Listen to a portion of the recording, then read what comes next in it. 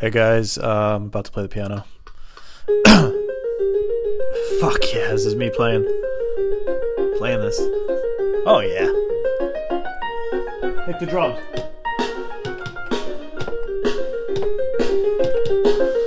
Alright, this is the Coats Exist podcast. I was at Wawa, that's a local convenience store for the people who don't know about it. I always said I was going to talk on this thing like I was talking to people in Australia, like they wouldn't like try not to talk about local stuff, and if I did, try to explain it. So that's why I'm trying to explain it, even though I'm probably the only one that listens to this. But yeah, Wawa is a convenience store and they sell coffee there. They're like famous for their coffee, I guess. And they're also a gas station. But whenever I get my coffee, they have the lids up above, and I never grab the first lid because I'm always afraid somebody sneezed or breathed on it because I'm a hypochondriac. So I always go to like the middle of it and pick out a lid from the center. And I always feel bad that I do that. I'm like, oh, that's kind of, because I'm kind of touching another one to get to this lid, but fuck it, I don't care. So it's kind of rude, but I always try to make sure I throw away every one that I touch, and that's why I feel bad, because I'm like, oh, I'm wasting money. But my fears were, my fears kind of made sense because today, you know how like when you lick your finger, or you see old men, they lick their fingers to like turn a page in a book, or old women. This dude was licking his finger and like picking out a lid, licking his finger, touching a cup, licking his finger, picking out the milk. Everything that he touched, it was like it was paper that he was turning a page. And so yeah, I was like, oh, okay, good. I'm glad I do what I do. So anyways, I'm going to talk about panic attacks for all the people that get panic attacks. That's what they sound like. They sound exactly like this. This is what a panic attack. No, but so I don't know what a panic attack is because I've talked to people that have told me, they're like, oh yeah, I get panic attacks too. I went into the bathroom and I cried for 45 minutes, or I was really nervous and I got like sweaty hands, or it's hard for me because that's not what I experienced. Okay, this is what I experienced. And I'm not saying I'm better than anybody. I'm not saying I don't know why I would be, but I didn't get a panic attack. Maybe something else happened. I mean, I was only almost taken up into space by aliens, because that makes more sense than a panic attack. But one day I was hungover and I was at work and I used to drive this steak body truck. A steak body truck is like a pickup truck, except it has a larger flatbed type thing on the back, whatever. So I was driving it and I was hungover and I had just finished my coffee, and my coffee was like, I was coming down off the coffee at the same time that I was hungover. Now, previous to this, like years before, I had taken acid, and I had taken acid about 5 times, and I had a bad trip every single time. But it never reached the peaks of fear of what I'm about to tell you. Like, I was terrified beyond anything you can imagine when I took acid 5 times. Every single time I had a bad trip. 5 times within a month. I don't know why I kept doing it. But and then I took mushrooms after that, and I had a terrible trip, and I saw these little people hiding behind trees. But anyways, so this is years later, and that's the most scared I've ever been, is when I took acid and I had a bad trip. So anyways, I'm at work, I'm driving. This is going to trigger me having another fucking panic attack talking about this, but I hate that word too, trigger, but hey, it makes sense in the context of something that makes sense, and I guess it made sense in what I just said. But anyways, so I was driving, and it was a dreary day, it was rainy. I felt shitty because I was hungover, and then I was coming down off the coffee, and I was listening to Howard Stern, and it was a long, like, windy road that I was on, and there weren't many cars on the road, and it was just, everything just started to seem like, I remember Howard Stern's voice started to seem like warped, like wow, wow.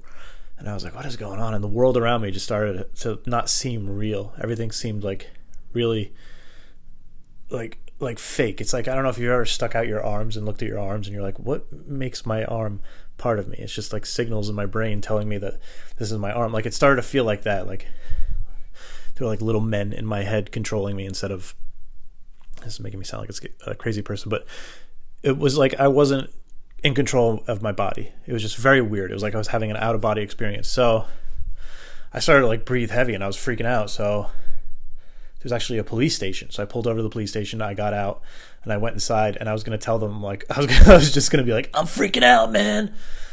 But as soon as I walked in, I started to feel better. And then I saw a water fountain. So I went over, I drank some water. And I was like, all right, I'm fine now.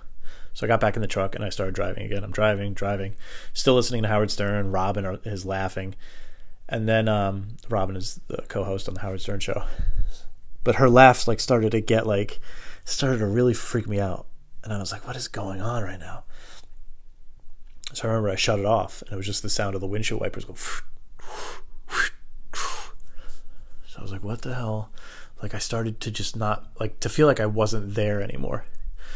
And I was like, it felt like I was being crushed at the same time, crushed by nothing. Like, if everything started to seem like unreal, like surreal, whatever you want to call it. Like, it just, that's not even the right word. It was just like I wasn't in my body anymore. While at the same time, I felt like I was being crushed. Like, no matter what I did, I wouldn't be able to escape this feeling. It was like, it's like if you're being chased by a tiger and you finally get like picked up by a helicopter, you're like, you have that relief, like, oh, I got away. It's like there was nothing to run from. It was just the world was the thing that was scary. So I pulled over to the side of the road and I was like, okay, this isn't good. So it just kept getting more and more intense, this feeling, and I didn't know what was happening. I didn't know how to stop it. I didn't know, like, I understand when people just run out of their cars and just scream and they jump off bridges and they're just like, ah! I get it now, because you don't know. I don't know if that's the reason they're doing it, but like, maybe they're on drugs and maybe that's the same feeling that they get while they're on drugs, even though I wasn't on drugs when this happened. But that's the feeling. It's like you don't know what to do. It's like you want to rip off your skin. So I'm sitting there, and people are going to relate this to the acid. I shouldn't even have said that I did acid. This is years later. It has nothing to do with drugs whatsoever. I was just telling you that that's the most scared I ever was in my life until this moment. So I'm sitting there, and it's getting more and more intense. It's just like whatever's happening is getting more and more intense. And then I thought to myself, oh, I'm having a stroke or a seizure. So as soon as I thought that, whatever was happening, it got 10 times more intense. And my hands locked up, like I couldn't move my fingers anymore. And they started like twisting inward. And like my head went backwards, like out of my control. And like my eyes started going in different directions. And my tongue started to swell up. And like I couldn't breathe. It was like I was like hyperventilating. I guess that's what it was. I was just like very, very, very hard to breathe. So this is a comedy podcast, by the way. So I called 911 and I was like, I'm having a stroke, send help. And they're like, what? Where are you? And I told them my location, sort of. And I remember, I'm not trying to like make fun of it, but I couldn't. I am trying to make fun of it. I couldn't. That's how I talked because my tongue was swollen up. I was like, I can't breathe. I'm having a seizure or a stroke. Send help. So they sent. So he's like, all right, I'm sending ambulances. They're on their way. So then, as he did that, I asked him. I was like, am I going to die? And I'll never forget. He paused for a second and he said, sir, I can't tell you that. I don't know. And I feel like if he would have said no, it would have like calmed me down a little bit. But the fact that he's like, I can't tell you that, that's when whatever was happening to me just went off the rails. Like I dropped the phone and just like, I felt like my eyes going like buzzing back and forth, like, brrr, and I like totally lost control of my body. And I was like, okay, I'm going to die now. This is it. This is when I die. I'm going to die right now on the side of the road. And then the thought came into my head, but that's okay.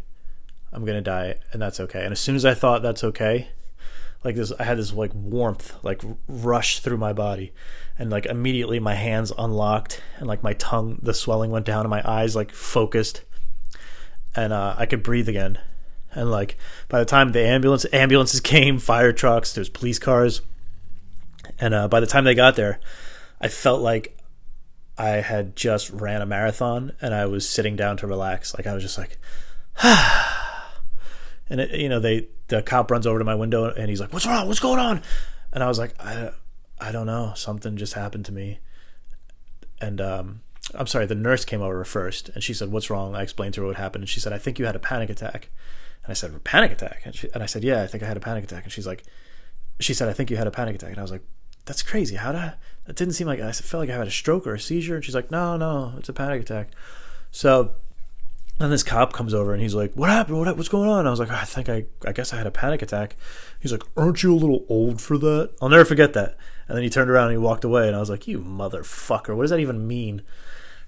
A little old." Whatever. So long story short, or long story long, I hate both of those sayings and I just said them both. I called my job and I told them what happened. I was like, "I think I had a seizure." And they're like, "Well, you got to go to the doctor to get cleared or you can't drive anymore." So I went to the doctor and he told me, yeah, that was a panic attack. I had tests done for years, by the way, so it wasn't a seizure. But he said it was a panic attack and he prescribed Xanax, 1 milligram Xanax to me, which is a lot. Xanax is the most insane drug I think I've ever done. Yeah, it's insane. It just makes you feel like you're a zombie. That's what it makes you feel like. I don't know how people do it for pleasure, but it does. If you're like sick, it'll make you feel better. If you have a headache, it'll get rid of your headache. It's great for stuff like if you can't sleep, it'll put you to sleep. But to take it daily, he wanted me to take 3 1 milligram pills a day. He wanted me to quit my job because I drove, and that was a trigger. He wanted me to stop drinking coffee. He wanted me to stay home, listen to Beethoven, and not go anywhere. And if I would have listened to him, I would have become an agoraphobic. Because for the next couple of months, it was torture. It was torture to go out. It was torture to drive. It was torture to talk to people or do anything. I had to because I hate saying this, but I think I had some kind of PTSD from having the actual panic attack. Once I had the panic attack, then it was like a nightmare from then on out because I was afraid that was going to happen again. But what triggered the first one, I have no idea. It was just like a coincidence or a series of events that, it would have been a one-time thing. But ever since that, then it was just like, I never want that to happen again. So I've been terrified of that.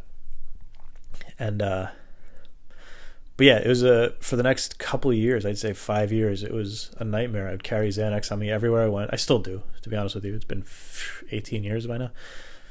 But, no, 15 years? I don't know how long. It's been a long time. But I still carry them when I go on long drives.